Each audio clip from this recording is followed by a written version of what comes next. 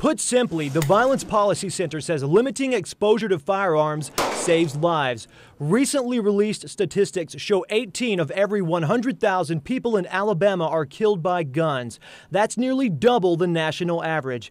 The VPC describes Alabama's gun laws as weak, but does it really mean tougher regulations would make people safer? The chair of UAB's Criminal Justice Department says not necessarily, especially when it comes to gun crime. No, we don't need any more legislation. We've got a ton of it. The problem is that a lot of it is not carefully enforced, or there are loopholes that allow people to, to circumvent the regulations. About 57% of Alabama households have guns, according to the VPC report. That's also higher than the national average.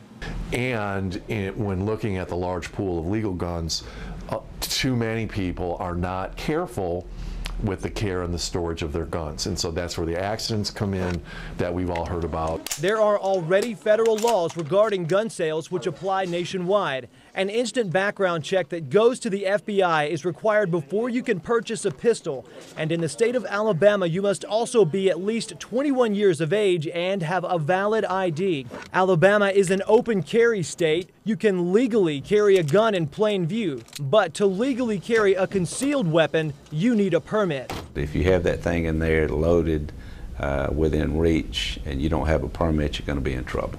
This is a pistol permit application for Jefferson County, and it's what people have to fill out if they want to carry a loaded weapon on them or in their vehicle legally. About 60,000 people in this county alone already have one. I feel like if the good guys like me and you are able to carry guns and protect ourselves, it's important for us. NRA member Joe Kenwright believes more restrictions are a bad idea because most guns used in crimes are obtained illegally. From personal experience, Kenwright says owning a firearm can be the last line of defense. The man broke in with a gun. He tied my friend up in a chair and took his wife through the house at gunpoint, gathering up valuables to steal. And he managed to get himself loose and find his own firearm, and he shot the man when he came back into the room, leading his wife at gunpoint.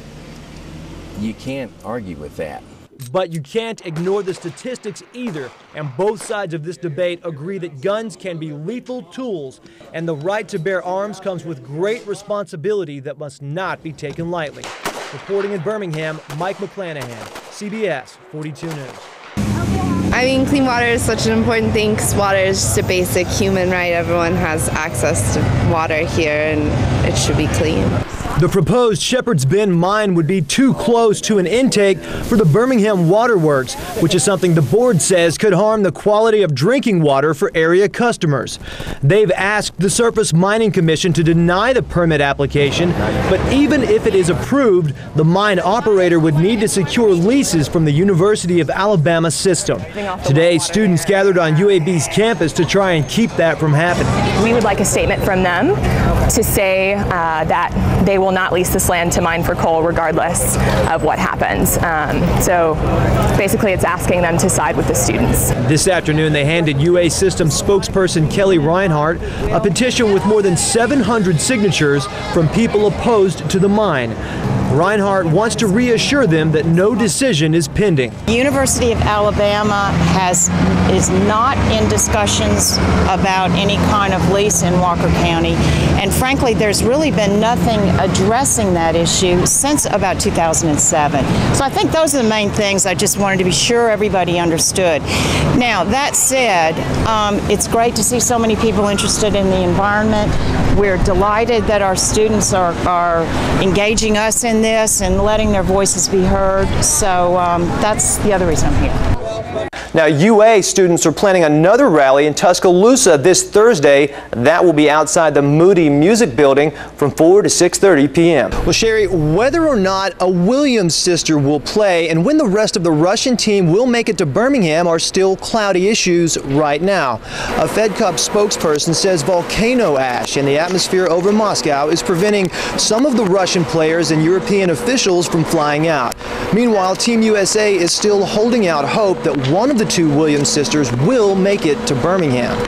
A lot of people want to know if Venus Williams is going to play or not. I know Brad Radisi has more on that burning question, and I know he's standing by right now, so I'll leave it to him. Reporting live in Birmingham, Mike McClanahan, CBS 42 News.